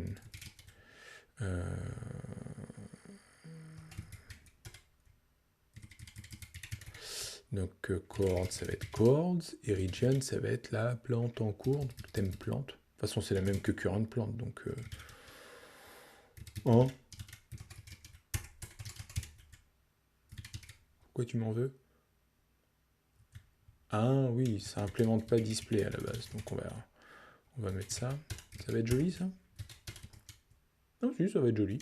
Alors, donc qu'est-ce que ça fait? On va revenir sur notre cas tarabiscoté. Somme O, current plante, machin. Ok. Donc on part de 0, donc forcément la première plante qu'il trouve, c'est la bonne. Nous plante at 0, 0. Added coord 0 to region O, 1, 0, 0, 1, 2, 0, ta. Donc on voit bien que à partir du moment où il a touché le premier O et qu'il l'a identifié, il est allé dans tous les sens, en utilisant les voisins et tout, en évitant de repasser par les uns et les autres. Pla. Et donc il a fait sa région, bam, O. Et ensuite il va faire somme O, current plante O, mais il va pas faire de région avec, puisque aucun intérêt, elles ont déjà été lues. Donc je pense que je peux améliorer ma boucle en regardant si ça a déjà été exploré. Hein. Ça, pour l'instant, c'est pas grave. C'est pas ce qui nous intéresse quand on... Hein, first make it work, then make it right, then make it fast. Je sais qu'il y a des gens qui aiment pas ça. Là, dans un cadre didactif et un peu pédagogique, et aussi pour moi, parce que je suis en pleine exploration du bordel, je me dis, on va faire comme ça. Idéalement, vous voudriez déjà penser à faire fast dès le début. Je vous renvoie au choix des algorithmes des data structures. Mais aussi, l'important, c'est d'itérer. Donc, comme toujours, équilibrage. Et ensuite, new plant at X, added coord 1, pardon, to region X. Ouais, c'est ça que je voulais faire. Ensuite, donc, same O, ça c'est pas grave. New plant O, ça va pas donner de nouvelle région. Donc, ça veut dire que tous les X, ils ont été machin, il n'y en avait qu'un seul. Ensuite, nouveau X, nouvelle région. Voilà. Ensuite, on repasse sur des O, etc. Nouveau X, nouvelle région. Nouveau O, mais bon, c'est une région vide. Nouveau X, nouvelle région, added coordonnées, et puis après on finit à la fin. Et donc ça échoue parce que j'ai forcé à 4 alors qu'il y en a bien 5, il y a bien la région des O et ensuite une région par X. Non, ça c'était bien. S4, machin, R5. On se fait plaisir, ok. git add -all and git commit -amend -no edit. Voilà, je rajoute le code que j'ai fait à mon commit. Ça aussi, hein, c'est le genre de truc qui est super pratique à voir. Moi, j'en fais pas forcément un alias parce que je fais juste GI, je remonte et je retombe dessus. En général, j'y rajoute un petit git push force with list parce que j'ai toujours une branche en distante. Là, c'est pas le cas, je suis sur trunk parce que je suis tout seul, parce que je fais ce que je veux. Et donc voilà, mais bon, c'est pas la question qui nous intéresse. Allez, 21h05. Comme ça va nous permettre de juste commencer l'étape d'après, qui va être bien relou aussi. Mais on va parler du dernier cas. Donc là, c'est le cas très fat dont j'ai parlé tout à l'heure. Là. Donc avec mon carré de 10 par 10, si mes souvenirs sont exacts. Non, c'est des hauts, Stéphane. Voilà. Et on va remplacer ça là. Donc on a un carré de 10 par 10. La question, c'est combien on va avoir de régions. Et là, j'aime bien le faire à la main. Comme ça, au moins, si jamais j'ai pas le bon résultat, je saurai à qui me plaindre. Donc les R, c'est une région. Les I, c'est 2 régions. 3 régions avec les C qui vont là, mais il y a un autre C tout seul. Donc ça, c'est intéressant parce que ce C-là n'en fait pas partie. Donc 3 avec les C. 4 avec les F. Je sais qu'il y a la solution hein, dans la liste après derrière, mais ça permet justement d'avoir un double aveugle. Les F, ça fait 4. Sachant que les F, ils s'arrêtent là. OK. Ça, on a vu, ça, on a vu. 5 avec les V. OK. Celui-là, il est bon. 6 avec les J. OK, ça va jusque-là. Waouh. Les J. Donc les F, j'avais déjà vu. 7 avec ce C-là qui est tout seul, je pense. Ouais. 8 avec le I qui est là, et qui donc va avoir sa vie de I. Il est tranquille, le I, il est là. Ok, donc ça on a vu, ça on a vu, ça on a vu, ça on a vu. Non, on n'avait pas vu puisqu'il y a ceux-là. 9 avec les E. Ok. Est-ce qu'il y en a d'autres après? C'est là où c'est tricky des fois. 9. 10 avec les M. 11 avec les S. Et je pense pas qu'il y en ait d'autres. Alors moi je dirais qu'il y a 11 régions là-dedans. Donc on a donc 1, 2, 3, 4, 5, 6, 7, 8, 9, 10, 11. A priori. Là, on peut se dire qu'avec une relative complexité comme ça, soit ça marche, soit ça marche pas. Je vois pas de cas là-dedans qui serait vraiment fondamentalement différent de ce qu'on avait vu. Et vous voyez, avant de faire le malin, voilà, ok, c'est bon. C'est là que je trouve l'Advent of Code très bien écrit.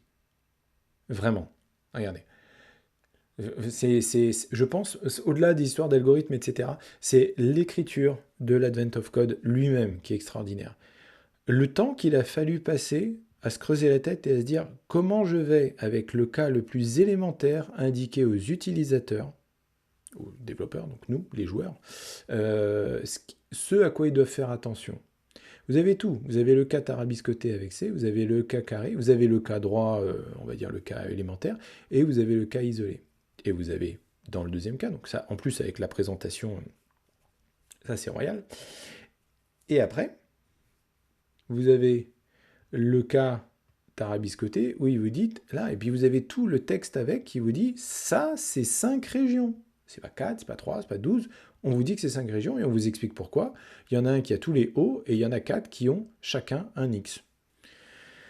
Voilà, donc ça, c'est génial.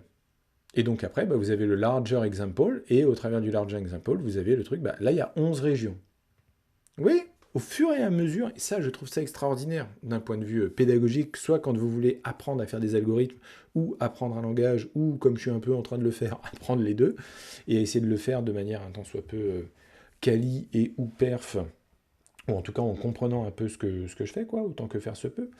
Ça, c'est génial. Vraiment, c'est génial. Là, celui-là, en plus, en particulier, il me plaît parce que il est suffisamment complexe pour que je doive m'attarder sur chacune des étapes pour me dire, attends, quoi? Est-ce que j'ai bien compris ce qu'on me demande de faire? Ok, voilà. Et c'est pas la question qu'on me pose au niveau de l'Advent of Code, mais je vais quand même me poser la question, il y a combien de régions sur mon cas de l'asset input, mon gros fichier? Il y a combien de régions là-dedans? Je ne pourrais pas avoir la réponse, que chaque input, comme je vous l'ai expliqué, il est généré par aléatoirement. C'est-à-dire qu'on sait tous qu'on va avoir un jeu de données qui va produire une solution et une solution unique, et par contre, chacun a un jeu de données différent. Donc je ne peux pas aller voir mon voisin et puis lui dire « Combien tu as de régions, toi ?» Non, non, je ne peux pas tricher là-dessus. Mais c'est pas grave. Get regions de emap, voilà, je passe ma référence, et je veux savoir combien il y en a là-dedans. Et donc là, je vais faire un petit time cargo run, et puis ça me permet de voir combien de temps il met à parser. Alors oui, bon, il a fait les debugs, etc. Il y a 587 régions. Il n'y en a pas 5, il n'y en a pas 11. Dans mon jeu de données, il y a 587 régions. Est-ce que c'est grave? Peut-être, peut-être pas, j'en sais rien. Mais en tout cas, vous voyez bien qu'on passe de 5 à 11 à 587. Et des fois, c'est beaucoup de chiffres, hein. Là, en l'occurrence, ça va, c'est relativement raisonnable. Il y a une autre raison pour laquelle j'ai fait ça aussi, c'est que ça me permet en fait de ne plus me faire engueuler sur le fait que getRegion n'était pas utilisé. Il était utilisé que dans les tests. Le fait que je m'en serve dans le main, regardez, je vais revenir en arrière. Non, je vais revenir en arrière. Là, si je reviens sur mon getRegion, j'ai mon petit warning là, function getRegions is never used. Donc le fait d'avancer aussi là-dedans fait que j'ai de moins en moins de trucs qui m'engueulent. Et par exemple, le len que j'avais implémenté pour le map, que j'utilisais uniquement dans mon main, voilà, juste histoire d'avoir un placeholder, bah lui je peux le virer.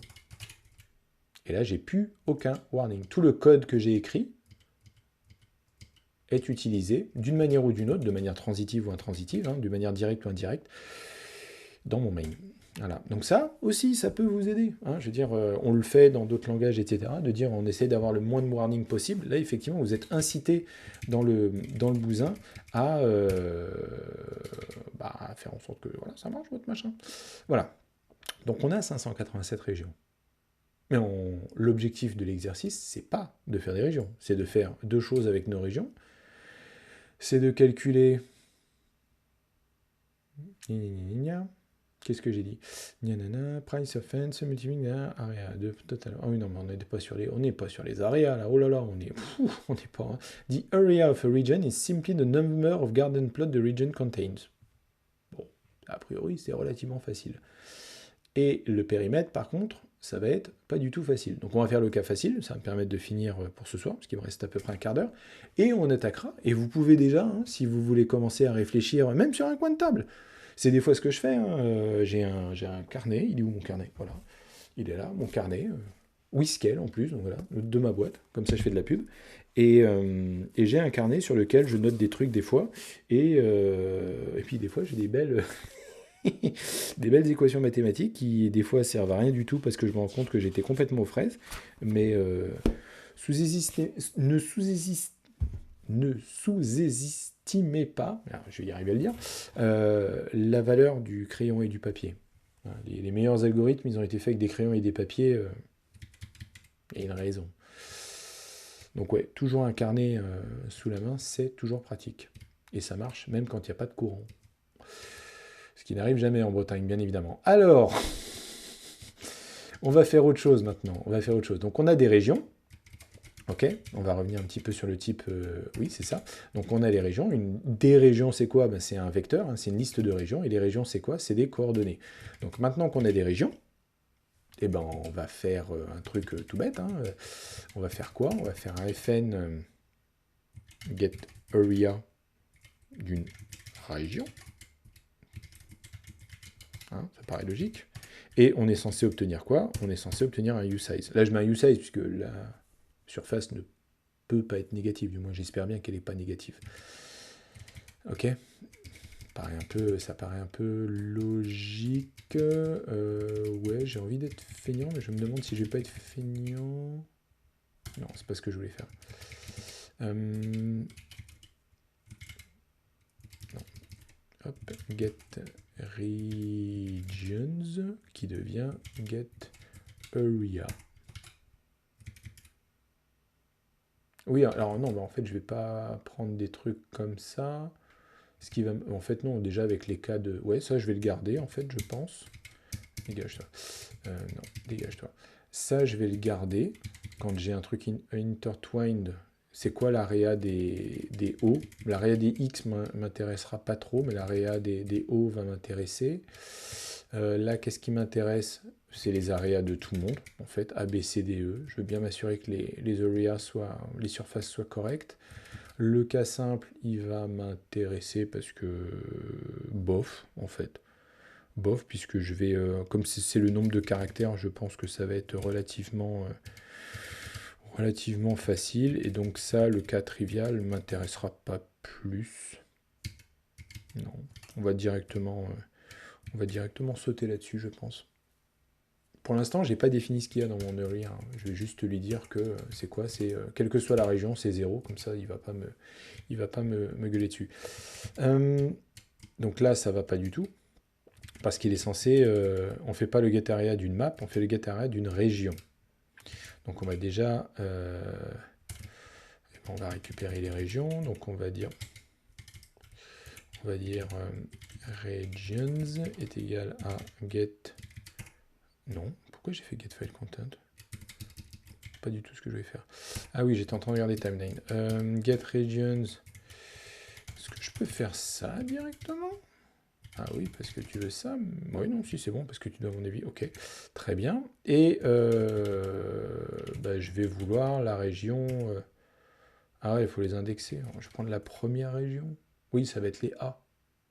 Ok, ok, ok. Admettons. Donc c'est 4. Ça, on verra après. Cargo test. Je m'attends à 4 et j'ai 0. Ah, en tout cas, j'ai 0 pourquoi? Tout simplement parce que j'ai mis 0. Donc, comment on va calculer ça? Je pense que comme c'est tout simplement le nombre de plots qu'il y a dedans, j'imagine que c'est ça. Donc, ça va peut-être être allé très vite. Hein. Je vais un petit peu doucement là, mais B, C, D, E. Alors, la première, elle fait 4, B, elle fait 4, C, elle fait 4, D, elle fait 1, et E, elle fait 3. Bon. Rien de bien méchant là-dedans. Hein. Je pense que vous avez dû aller boire un café entre-temps, et je vous comprends, hein, parce que... Mais bon, si c'était pas trivial pour vous, je veux dire, c'est assez simple. Hein, c'est le nombre de plots qu'il y a dans une région, donc forcément, comme j'ai déjà toutes les coordonnées, enfin tous les plots dans ma région, c'est assez... là, pour le coup, on est sur quelque chose d'assez trivial. Mais c'est pas mal, c'est pas mal, c'est pas mal. Et mon intertwine, ça c'est intéressant, ça, pour le coup. Hein, on va pouvoir... En fait, je vais être assez... Je vais faire ça, parce qu'en fait, j'ai déjà la bonne structure des tests. Non, je vais faire ça. Voilà, ZT, et je vais récupérer uniquement ça. Hop. Là, je fais du pur NeoVim pour naviguer à la fois et puis récupérer uniquement ce qui m'intéresse du premier test pour le mettre avec le second test. Ça, c'est le genre de truc que vous pouvez faire avec les motions de Vim. Hop, hop, je me déplace, je prends, je récupère, je vais à gauche, à droite. Si ça a été trop vite, vous reverrez sur la partie YouTube. Si vous êtes sur YouTube, regardez ce que je fais. Hein. Vous avez les touches qui apparaissent en bas. Je fais exprès d'aller vite tout en vous permettant de voir ce que je fais. Parce que des fois, ça m'arrive d'aller plus vite. Pas pour mon bien, d'ailleurs. Mais bon, l'idée, c'est que... Voilà, alors... Ma région 0. Faut que je calcule sa surface. 1, 2, 3, 4, 5, 6, 7, 8, 9, 10, 11, 12, 13, 14, 15, 16, 17, 18, 19, 20 et 21, a priori. Ok. Et allez, on va aller faire les autres, puisqu'on a... Chaque X est tout seul. On est censé avoir ça. Roulement de tambour. Ah, fuck. Je m'attendais à une erreur. Je veux quand même, ça c'est toujours le truc avec le TDD, je préfère quand ça plante parce que sinon j'ai l'impression que j'ai pas bossé quoi. Ok, ça marche. Get area, intertwine, ok. C'est beau quand même. Bon, ça c'est plutôt cool. Et il nous reste 10 minutes pour faire un truc qui va pas marcher, qui sera, parce que là pour l'instant on a les surfaces. D'ailleurs, à quoi ça sert les surfaces Parce que je sais que les périmètres, ça va te permettre de savoir quel est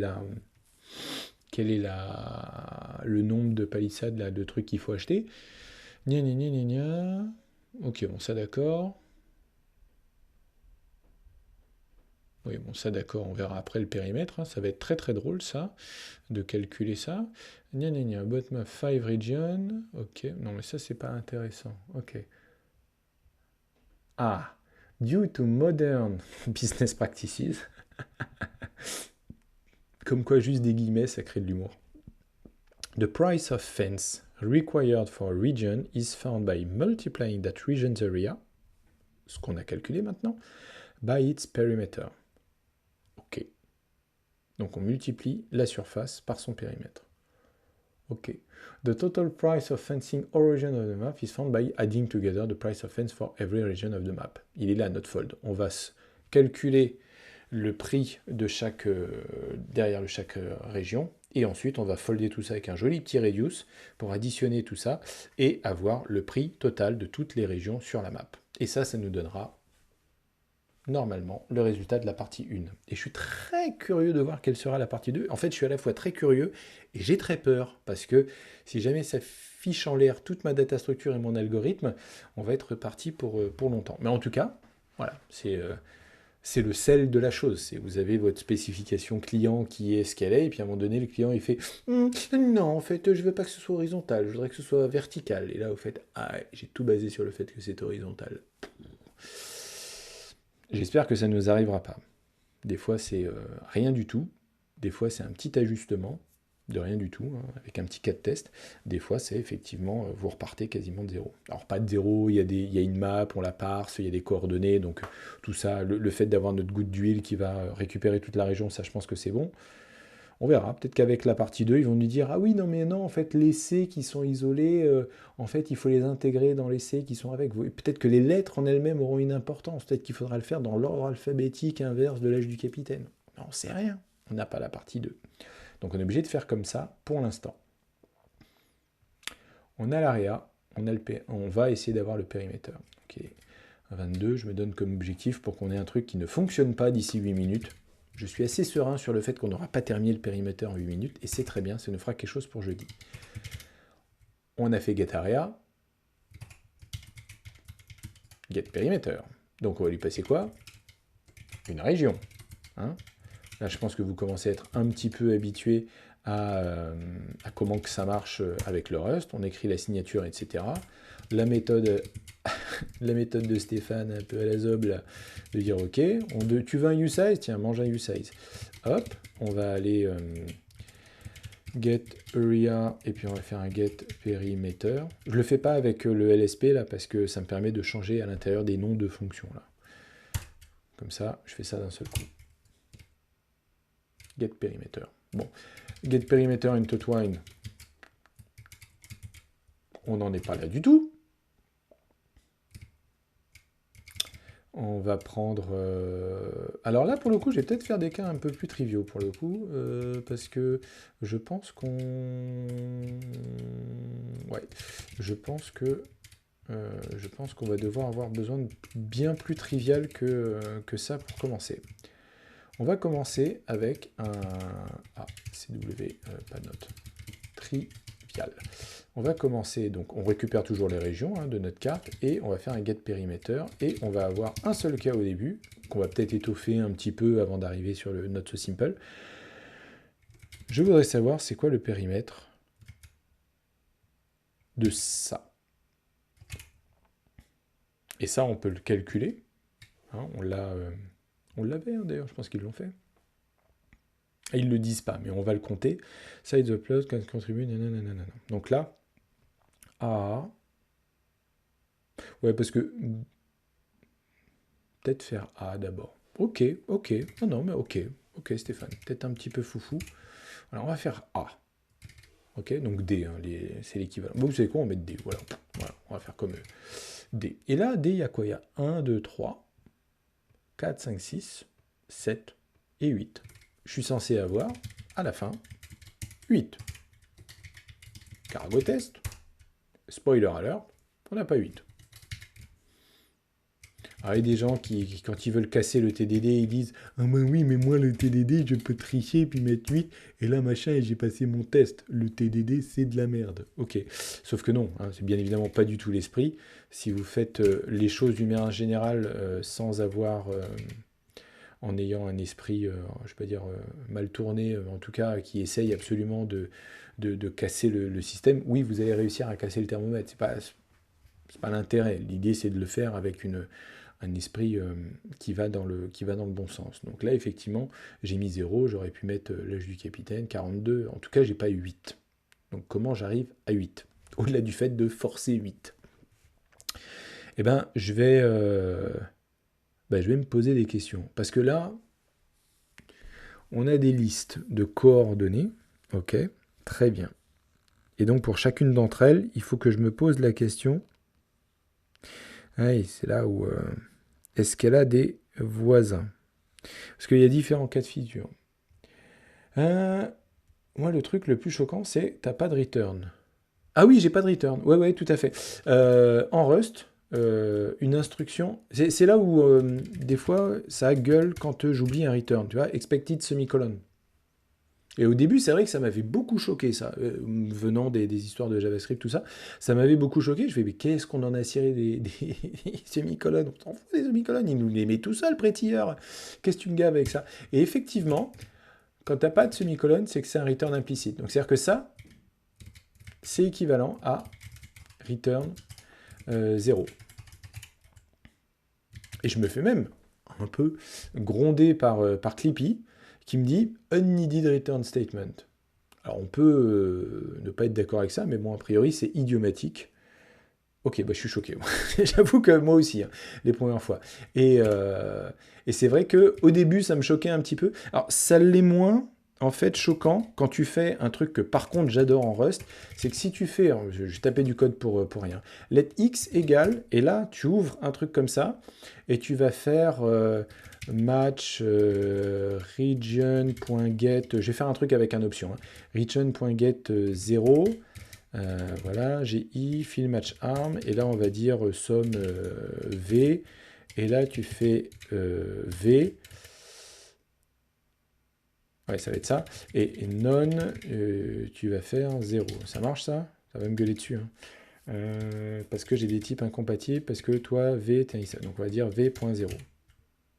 Voilà. Et avec un point virgule là, justement. Là, qu'est-ce que j'ai fait en fait? Et ça, pour le coup, c'est vraiment très puissant avec... je vais mettre un println pour qu'on voit mieux. Coucou. Ok. Là, en fait, ce que je fais, c'est qu'avec ça, effectivement, j'ai un bloc qui va s'exécuter et qui va attendre un return à la fin. Par exemple, return 42. Voilà, on va faire un truc comme ça. Et il n'est pas d'accord pour une raison, hein. Je vais y revenir dessus derrière. Et c'est bien. Hop, surround, parenthèse, braces. Putain, fais pas ça.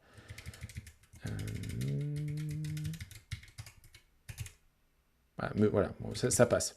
Là, grosso modo, dans ces accolades-là, ce qui se passe, c'est que j'exécute du code, etc. Je fais un match et tout, je fais un println, et je retourne 42. Ce qui fait que mon x, mon let x, il va valoir 42, parce que j'ai retourné 42. Donc c'est comme une IFI, hein, les immediate invoked function expression qu'on avait en JavaScript. Je prends cet exemple-là, parce que je sais que tu connais.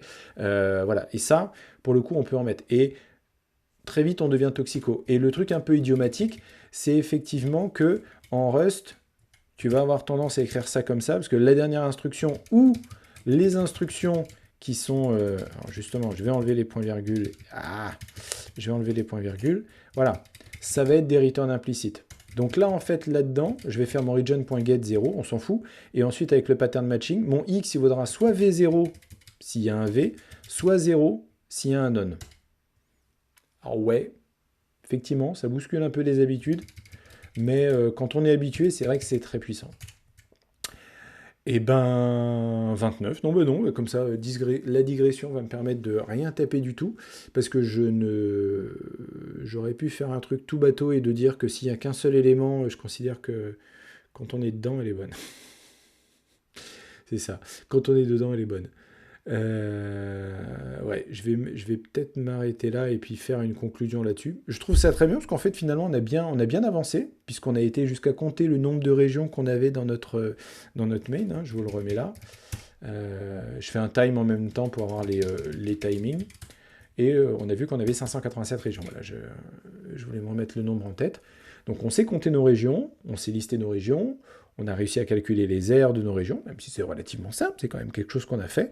Maintenant, il nous reste le périmètre. Et une fois qu'on aura ça, on n'aura plus qu'à fold, multiplier les régions, enfin les surfaces des régions par leur périmètre, sommer tout ça. En plus, on a un exemple parfait pour aller tester ça, parce qu'en plus, il nous donne tous les éléments nécessaires, la surface attendue, le nombre de chaque région. Donc ce test-là, il va être super fun pour tester. Et on est censé arriver, donc notre dernier test TDD, machin, etc., devrait nous donner un assert equal à 1930. Et après, quand ce sera bon, on passera sur l'assert input, l'asset input, le fichier de base qui m'a été donné, mon puzzle input, et je devrais avoir la bonne réponse pour la partie 1. Voilà, il est 21h30. Écoutez, je ne sais pas quoi vous dire d'autre. Je vais faire la vidéo YouTube avec la description et tous les liens là pour les youtubeurs qui n'auraient pas spécialement suivi. Je vais mettre une marque, parce que je sais pas, je suis toxico-démarre. Je vois le truc ajouter un repère là dans Twitch, je vais faire ça. N'hésitez pas à me faire des retours. Bien évidemment, n'hésitez pas à activer la cloche, à vous abonner, etc. Mais surtout, en fait, moi, je suis preneur de retours. Je suis au fond de la classe là. N'hésitez pas à me faire des feedbacks pour que je vois ce qui vous intéresse, ce qui vous intéresse pas. Je vais essayer de trouver d'autres innovations au niveau des segments, hein. On va essayer d'itérer un petit peu. Et puis voilà. J'ai plus qu'à vous souhaiter une bonne soirée. N'oubliez pas, commencez à réfléchir au périmètre. Et on se retrouve jeudi, 20h, 21h30. On continue comme ça. Et j'ai plein d'idées pour la suite. Bonne soirée à vous. Et à bientôt.